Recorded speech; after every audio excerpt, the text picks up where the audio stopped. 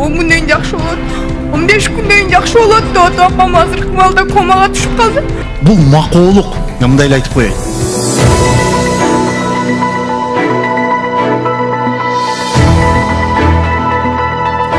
Калым журтка ийгиликтүү ишкерликтен тышкары кайрымдуулугу менен таанылган Имамжин Ташев президентке талапкер катары шайлоо өнөктүгүнүн алкагында Кыргызстандын 7 дубанын кыдырып, элдин көйгөйү, арыз муңу менен жеринен таанышып келген.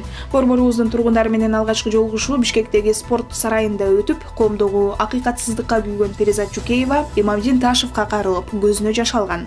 6-октябрда иним 6 айлык службадагы инимди бияка тизип коюп, апам издеп келип, ушундай вызырчытка жардыргычтардын арасында калып, ушуга чейин мындай мамлекеттик, мындай биз элден жардам сураган жокпуз, ушу мамлекеттик больницалар кабыл албайт да.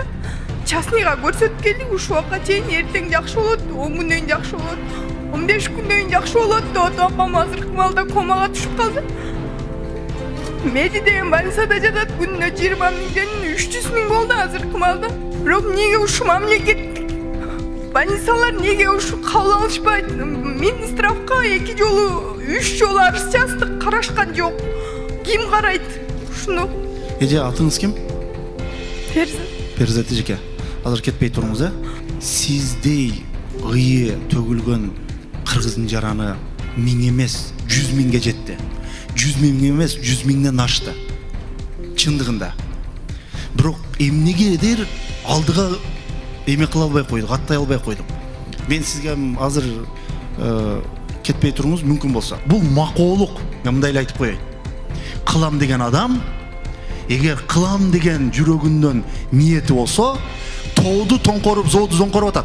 Коомго пайда алып келүү, берген убадасына бекем турууну негизги принцип катары тутунган Имамжин Ташев өткөн жылдын 5-октябрына караган түнү болгон башаламандыктан жабыркап, учурда оорукананын жандандыруу бөлүмүндө жаткан Тамара Өмүровадан кабар алды. Аталган жаран армиядагы уулун аянтка алып чыгышканын угуп, издеп барган. Ал ортодо жардыргычтардын курчоосунда калып, өзүн жоготуп, ооруканага түшкөн. 2 айдан бери абалы оор дешет жакындары. Биякта кандай не дары дермек алып атабы, не болуп атат? Бул жерден эми только уход керек дейт, анан анча тамактануу зонт менен тамактанып атат. Тамактанып атабы? Тамактануу зонт менен мындан через менен атат. Өзү иши албайт. Эч бир мында диагноз кое албай атыптыр да. Чочугандан башка. Ошондон башка эч бир диагнозу жок. Эч кандай эме жарылуучу заттар да тийген эмес, Тийген эмес. Апам өзү негизи айтып аткан боюнча мен жана газга ууландымбы, мен кыршам кетип атты дейт. Жана газдын арасында калып калыптыр да, анан эле аябай эме болуп. Апам өзү ошондой айтып аткандан бирок чоң кишинин жүрөгү түшкөн ушу жаман. Албетте жана кийин эле маалымат алып калдык, 22 күн жатыптыр, анан бияка которулган турбайбы? Сиздерге барып биз жардам сурагандан кийин биз ошондон баштап кайрыла баштадык да. Биринчи жолу сизге бардык. Ушул убакка чейин колубуздан келишинче бирөөгө сөз берген болсок, аркасында туруп келдик. Жарамдуу, пайдалуу болгонго аракет кылып келдик. Бул обязательно бир жака аттануу максат эмес, бул кыргыздык милдет го, түшүнгөн адам үчүн. Анан ошол максатта биз да ошол кишинен арак барабыз, топтонуп, нетип, мына эмелер бүткөндөн кийин ошол ар бир менен бир кимдерге сөз бердик, кимдер менен сүйлөшөбүз деп айттык.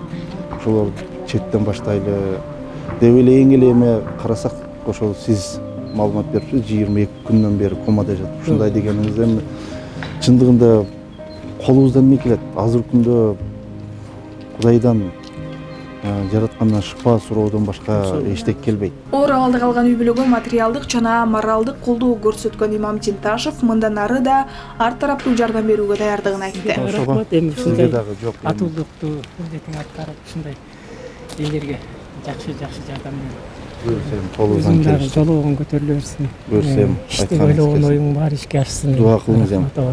Дуа. Эми бул апабызга дуа кылган сайын биз да дуага муктажбыз. Биз деген ошол маалда, ошол как раз ошол маалда биз 313 миң болуп мединин акчасычы. Биз ал акчаны дагы эртеңки күндө 20 миң, ал эртеси да 20 миң боло берсе биз каяктан төлөйбүз ушу?